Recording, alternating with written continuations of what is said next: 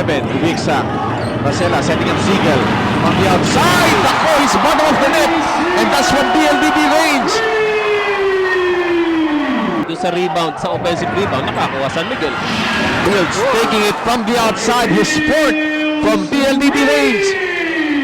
Some points from Danny Ildefonso, pero wala pa para kay Danny. Uy, Strotters, kinuhulog ng depensa. Nagugulat itong si Strotters dahil may player na nakakasabay sa hangtangin niya eh. Oo, ang dami pa. Hindi lang isa. Oh, ang hirap ng angulo na yun sa banda against Ronnie Fields. Flapping si Ronnie Fields and Strotters loses the ball. Nako, pagka ganun nag-flap siya tapos napatid yung si Strotters, Dapat matawagan ng foul. Ito, makikita niyo yung supalpal. Si Strotters trying to hang in mid-air pero nando si Ronnie Fields, sinabayan yung bitin niya. Being brought to you by Smart Body GSM Prepaid. Ito yung tira niya, yung anggulong mahirap o yung banda, falling down. Actually, fall away na banda. Ang hirap yata yun Oo. Motolite, bateryang pangmatagalan. The official car battery of the PBA. Welcome back dito po sa loob ng Phil Sports Arena. At hindi ko malaw kung ilang tao nagsusumiksik dito sa loob na ito. At sari-saring korte at mga edad ang nakikita natin dito. Strotters against 3 defenders. Falling down, naipasa pa ang bola sa kanyang kakampi. 8 seconds to shoot. Victoria calls for the steps. Ang nangyari doon kasi yung sa isolation play para kay Lamont Strotters, dinumog siya nung defense ng Tanduay. Muntik nang mawala yung bola kaya nagmadali na yung San Miguel sa pagtira. Iba-ibang looks ng defense ang ibinibigay ng Tanduay dito kay Lamont Strotters, who obviously studied and scouted Strotters well. Ito, hindi nila na-scout kung paano magtatrabaho. Kasi nung mga past 3 games niya, talagang ang baba ng inilalaro. Yung intensity level niya wasn't there. Hindi natin nakikita sa kanya. Maybe bothered by yung bruhaha over yung kanilang citizenship, no? Tama, pinakita niya sa atin doon yung galing niya. Pagka ambidextrous niya, kaliwat kanan talaga ito si Eric Meng. Ito, didepensahan naman niya si Siegel. Siegel, bailout shot! Nakita pa niya yun, ha? Alam mo, kung ako, coach, magagalit ako sa kanya dahil ang tingin ko, pwersado yung tira Pero pag pumasok, huwag ka na magalit, pumasok na Hits na. 23-21, it's San Miguel by 2 points.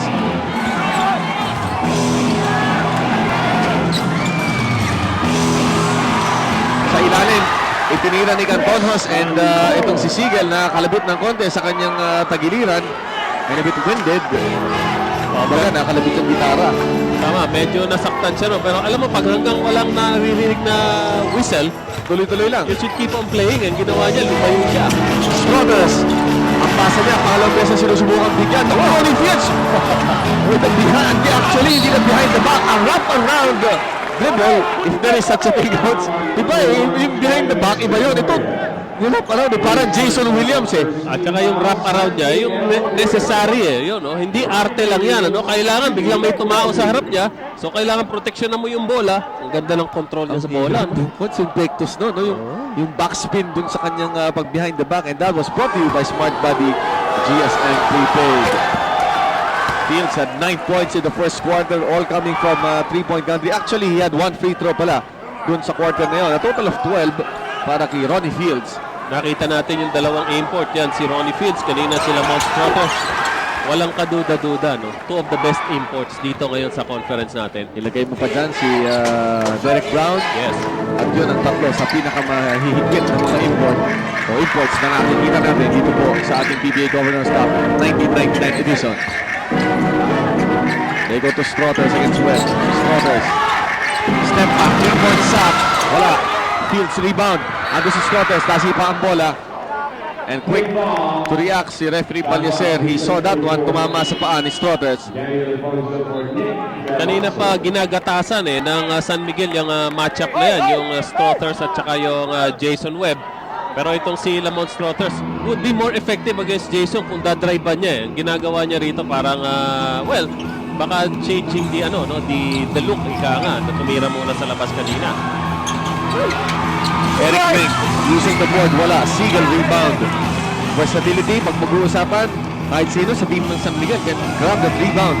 Ito Ildefonso fakes against Cantonhos. Para itong si Ildefonso tentative sa kanyang mga moves lately. Nakita natin yung deep in his performance the last 2 games. Yes.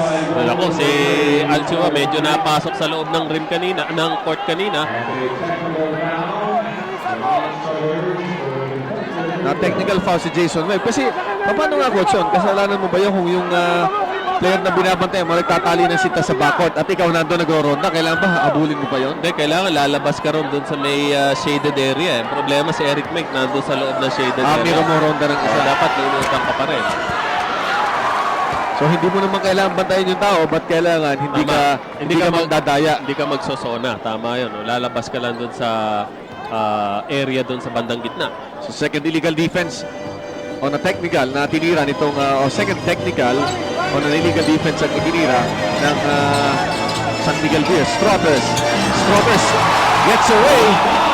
Ayun ang sinasabi natin. Ano? Strothers can take that post-up area against Jason Webb instead of coming from the outside dahil hindi naka-double team doon. Kinaya-kaya niya to si Jason. So ang palaisipan para kay Alphonsus Chua, anong gagawin na sa matchup na ito? Will he double team or will he play straight up? Antonhos? Or will he replace Jason on on Lamont Strothers?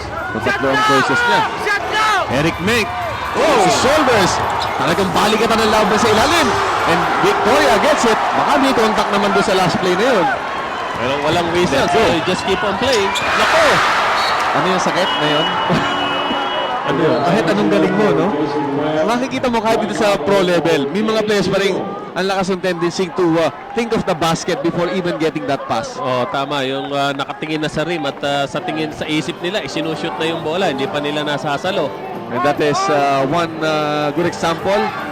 Siegel wanted the shot before getting the pass from Strothers. Lamang ang isa ang San Miguel. 8 and 10 minutes remaining sa ating second quarter. Naipit, Jose. Pass from the outside, wala. Ito ang delikado sa labas. Kapapasok pa lang ni Pito Horencio. Fields, meron tatlong tira from PLDD range. Tumira, fall away, short. Excellent boxing out. Danny Ildefonso kontra kay Eric Mink. Strothers. At mamadali dito, no? Sila Mount Strothers, hindi pa nakaporma yung kanyang mga kasama doon. Itinira ka agad. Ay, nag-apologize naman siya, no? Naalaman niya, naintindihan niya na medyo mali yata ang ginawa ko ron. Alam mo, isipin mo ng maraming tao rito na hindi ba naubusan ng bala to sila Mount Strothers nung Biyernes? Mahirap. Baka nag-reload na to. Oo. And reach in foul, Danny Ildefonso kontra kay Eric Mink. Danny Ildefonso holding his own against Eric Mink. No, kung iisipin nyo, ang laki ng advantage si Eric Mink in terms of heft. Yes. And build, or maybe yung overall strength, but Danny Ildefonso holding his own. Yes, coach. Ang importante dito kay Danny, no, defending Eric Mink, huwag niyang patanggapin na malapit na itong si Eric Mink. Dahil pag malapit na, hirap na talagang i-match up yung strength niya. Kung medyo malayo pa, pwede mo pa siyang stopin doon sa bandang malayo, medium range. Pero pag naka-plant ng position sa poste, ang Sa hirap na. malapit, ako mahirap. Hindi kahit siguro bulldozer, hindi mo maitutulak si Eric Mink. Changing his shot because of Lamont Strothers quick hands. Marcela looks right. Andrew Silago. Lago will finish against Pito Horencio. Iba na, mahaba ang kamay. Yes, at tama ang ginawa ni Dwight Lago doon, no, taking the fast break lane. Maghihintay lang siya ng pasa ni Olsen Racela.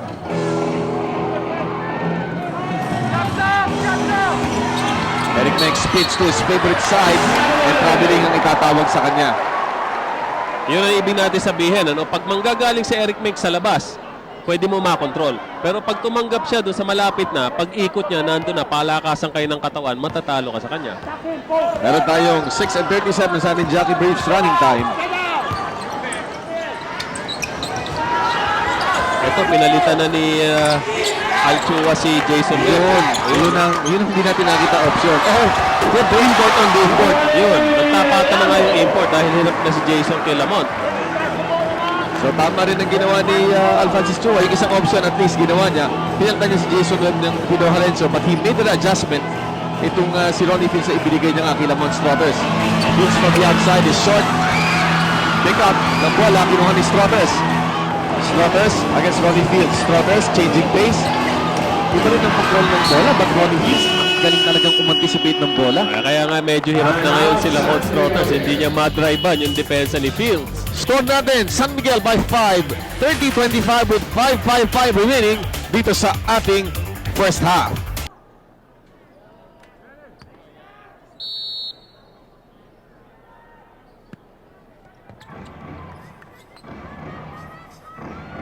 Bounce back into the game with Dunkin' Donuts. Sounds good. Tastes even better. One can't help but marvel at the kind of lineup at pinapakita nito pong San Miguel Beer sa loob. Tanduay struggling dito sa quarter na ito. Only one field goal in the last 6 minutes. Imagine mo, guard lineup mo, guard na combination mo. Racela, Strotters. Front line mo, pwede kang mamili. Gusto mo si Velasco, pwede si Ildefonso, si Sigel. Interchangeability. Pwede mong pagpalit-palit din sila sa pwesto. So, yung sinasabi natin yung coach yung kanina, yung versatility nila. Napakalaking advantage yan, ano? If your players can play 2 or 3 positions, ano? Itong si Danny Sigel can play even a small forward, no? Power forward, pwede mong gawin yan, ano? Ito si Ildefonso, ganun din. Lamont Strotters can play all positions sa tingin ko, kaya ang ganda ng flexibility nitong San Miguel team na to. Strotters against Cantono. Strotters. Andun yung depensa na naman. Tanduay. Strotters against Fields.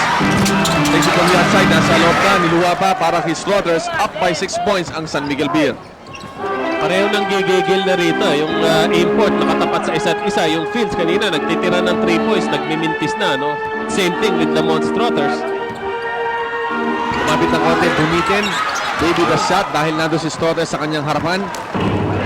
Alam mo, hindi na sila nagkakapasahan ng bola doon sa locals. Ano? Parang ginagawa nila personalan itong dalawang ito. Sila nagtitira dito. Ano sila? Hindi sila band member ngayon. Ang tawag natin sa Luista sila. Ayun, nadulas. Ito si Eric Meng. Changing direction, changing hands. Wala. Rebound nakuha ni Pido Lorenzo. Reversal of roles nun Good hustle there by Pido Lorenzo. Lalaki ng mga kinunan niya ng rebound. At iba talaga yung nakakasama mong mga kalaro, yung mga bata. Nahahawa, infectious yung energy, no? Di ba sinasabing hindi na bata ito si Pido Lorenzo? Bata-bata pa ng konti.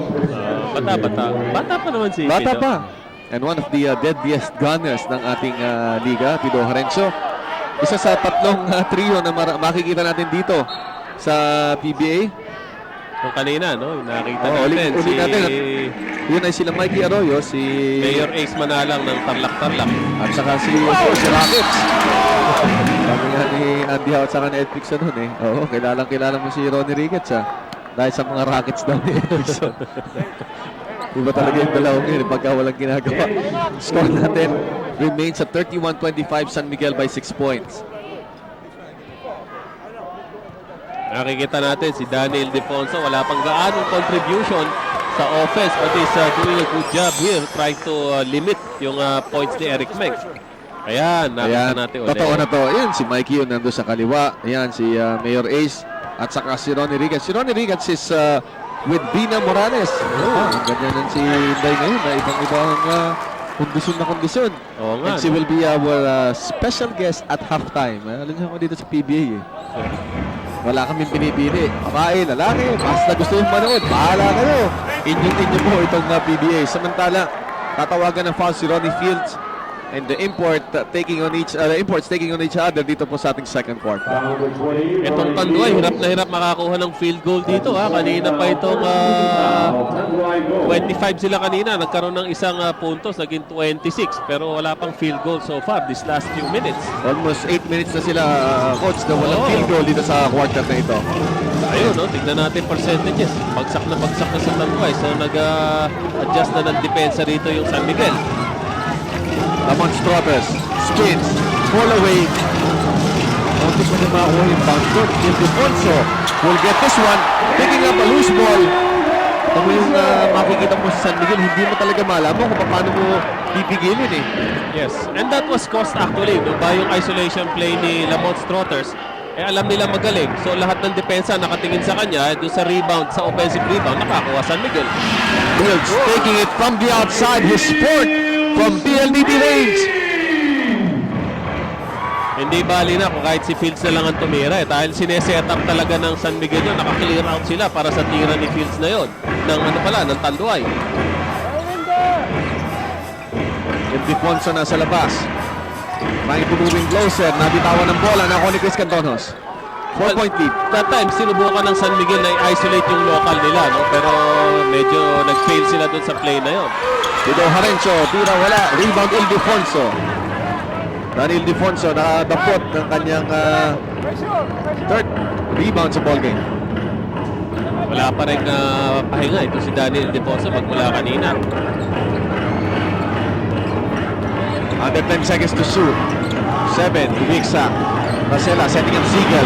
On the outside. Nako, he's bottom of the net. And that's from DLDB range.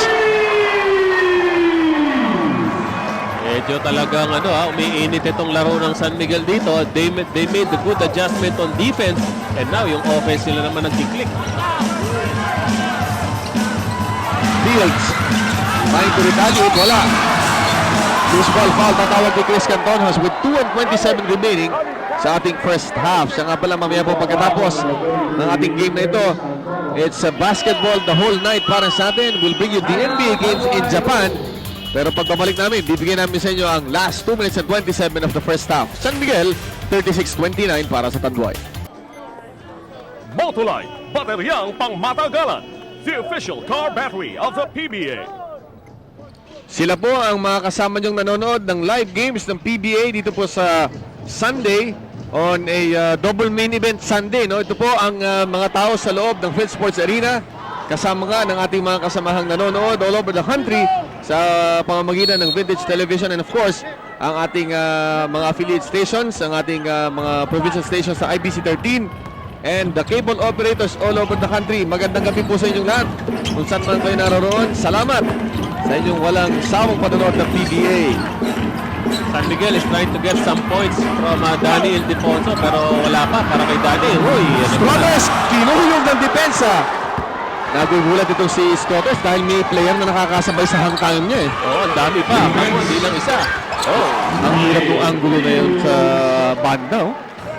Alam mo, nahalata ko rito kay Ronnie Fields. Nagiging talagang point conscious or offensive conscious siya, no? Hindi na iniisip na iikot ang bola. Medyo delikado yan pagka ganyan.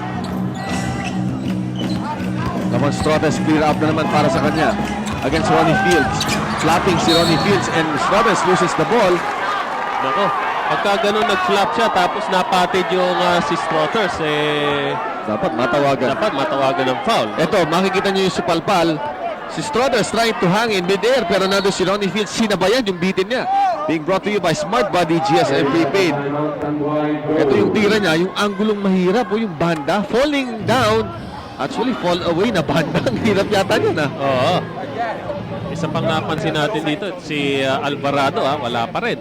At sa point na ito, humingi ng 30-second timeout ang Tanduay. And this 30-second timeout is brought to you by Philippine Airlines, with you all the way. Papi, ikaw magpasa. Alvarado leaving the ball game early dito pa. Hindi ko pa ata siya napapasok sa second quarter. Oo. He has yet to score in the ball game, but has 4 rebounds. Meron siyang 4 rebounds, pero nabanggit natin kanina, initially dinipensahan siya ni Nick Velasco, playing good defense on him, at magmula nun, hindi pa siya nakakuha ng kanyang rhythm sa offense. And still no sign of Sonny Alvarado dito sa quarter na ito. And si Bong Tan talking to Sonny Alvarado. And at the half, si Vina Morales at saka si Ronnie Ricketts, meron silang sine. Ano ba title? Paring boyfriend kung pare, ayun ang title. Boyfriend kung At saka pare. siyempre ang ating Adidas halftime report coming up at the half. Umasa kaya sa MTRCB ang title na yan. Ano kaya klaseng pare yun? Masaya. Tumasa yan, oo. Ayun. Yan ang sikat na agency ngayon ng gobyerno, ng MTRCB. 36-33 po ang ating score. No scoring para sa standard ng San Miguel Beer and Tanduay, who both love to score but they also love to shut down yung kanilang mga opponents. Yes, meron na lang tayo mga 1 minute dito sa ating second quarter at dikit 3 points lang ang lamang dito ng San Miguel. Ildefonso, dalawang beses nang binibigyan ng isolation ng San Miguel si Ildefonso, pero mukhang hindi niya kayang dalhin yung bola papasok galing from the wings, no? Tama, mas maganda bigyan mo na si Danny Ildefonso ng back to the basket kagad. Nakikita natin Sonny Alvarado, mukhang gigil lang pumasok Dahil kanina, maganda idinipensa sa kanya ng San Miguel eh. Parang gustong bumawi. Still scoreless. Alvarado, though, as we mentioned, he had 4 rebounds sa ating first quarter. Donnie Fields, grabing timing ang dali and the explosiveness no, sa lindag. Taas ng talon niya. Ganda pa ng timing. Could have been in the NBA kung hindi na aksidente nung kanyang high school days. Mark Telan using the glass and Mark Telan, revelation ito para kay Alphonsus Chua. Yes, ito si Mark Telan, 6'6 or 6'7 but has a good outside shot. Diba yung nilalaro nitong batang ito? And one of the key factors no, dito sa mighty run ng Tanduay dito sa ating Governor's Cup. Yes, and good defensive adjustment here by Antoine nung inilagay niya si Fields dito kay Strothers. Medyo humina na yung scoring ni Strothers. Again, Mark Telan making that play happen. Nabitawan lang at naugtog pa ata si Mark Telan. No? He was still hoping to grab a pass para sa kanyang mga kasama but he hit his head hard on the hardwood. Yan yung kaninang napapansin na natin mula nung first quarter pa. Parang madulas talaga yung sahig ngayong araw na to. And dazed is itong si Mark Telan. Kita mo naman to, sinacrifice niya yung pagkakabagsak niya para makuha yung bola. Makikita natin yan dun sa... direct tignan natin nga, pakita natin kung gaano ang hustle ni Mark Telan. No? Mark Telan was hoping that he could save this play. No? Siya yung sumundot ng bola eh. He initiated the play. Ano ko? Pinasa yun, no? Nakita ko, natapakan niya yung sariling tali ng sapatos niya. Ang bilis ng mata mo nga yun, no? Tanggalan